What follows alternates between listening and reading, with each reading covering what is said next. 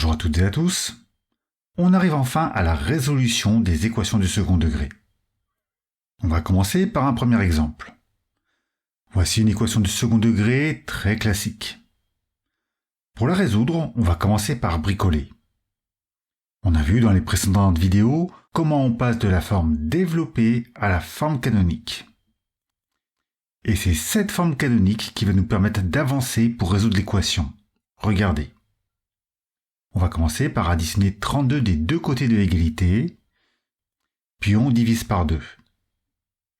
Maintenant, on doit résoudre une équation du type quelque chose au carré égale 16.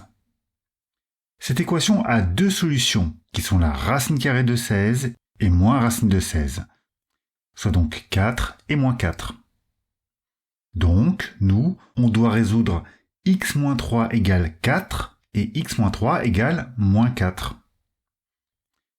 Pour la première équation, on additionne 3 des deux côtés de l'égalité, ce qui donne x égale 7.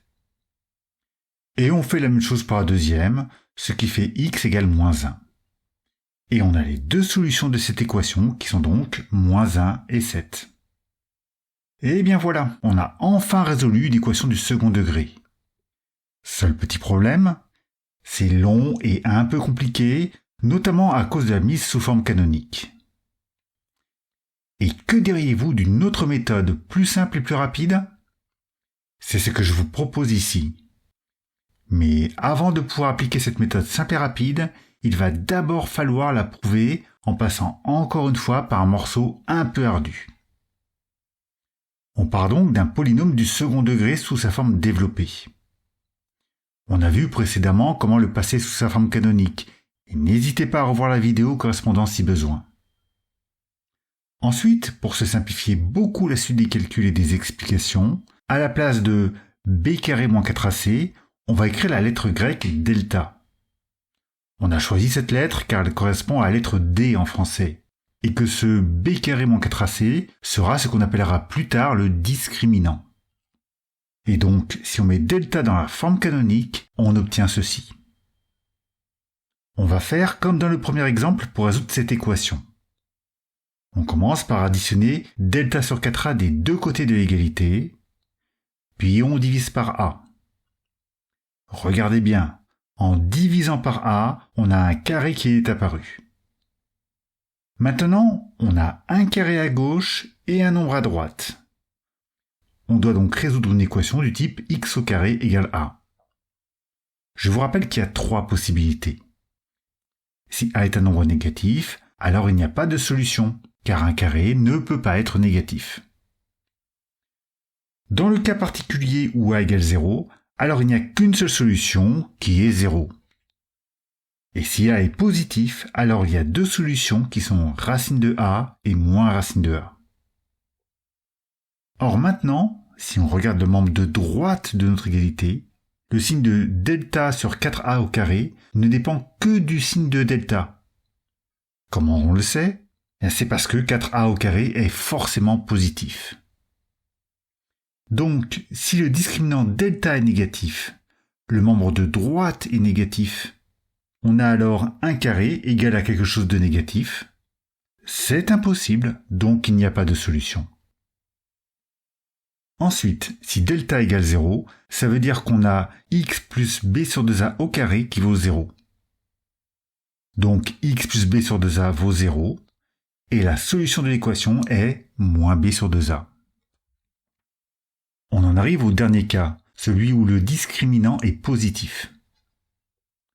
Comme on l'a rappelé en bas, si un carré est positif, alors ça veut dire que l'équation a deux solutions. La racine carrée est l'opposé de la racine carrée. Si on regarde cette racine carrée, on peut déjà écrire que la racine carrée du quotient est égale au quotient des racines carrées. Ensuite, la racine carrée de 4a au carré est égale à 2a.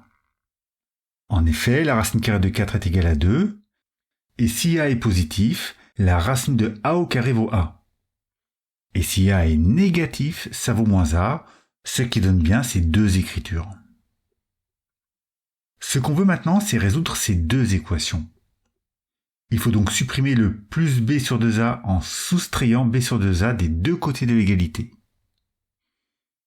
Et puisque les écritures fractionnaires sont sur 2A, on peut les regrouper en une seule écriture fractionnaire.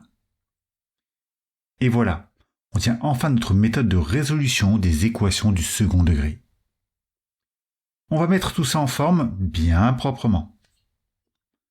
On vient donc de voir la méthode de résolution d'une équation du second degré.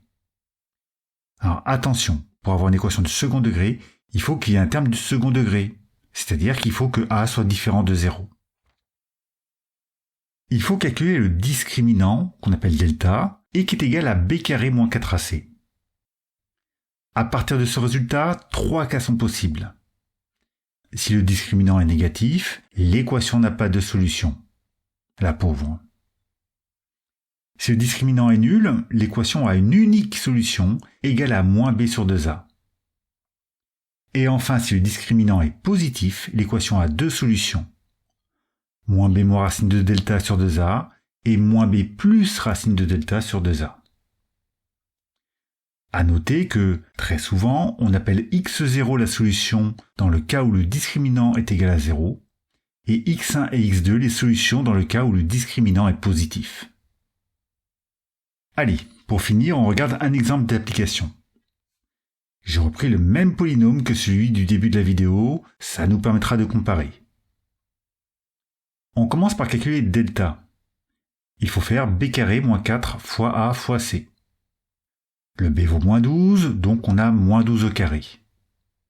Ensuite, pour le moins 4ac, on a a qui vaut 2 et c moins 14. Donc on obtient moins 4 fois 2 fois moins 14. On calcule 12 au carré qui fait 144. Ensuite, moins 4 fois 2 fois moins 14 égale 112. Et 144 plus 112 égale 256. Le discriminant est positif, donc d'après la méthode ci-contre, l'équation admet 2 solutions. Pour la première des 2 solutions, il faut calculer moins b moins racine de delta sur 2a. On remplace b par moins 12, delta par 256 et a par 2.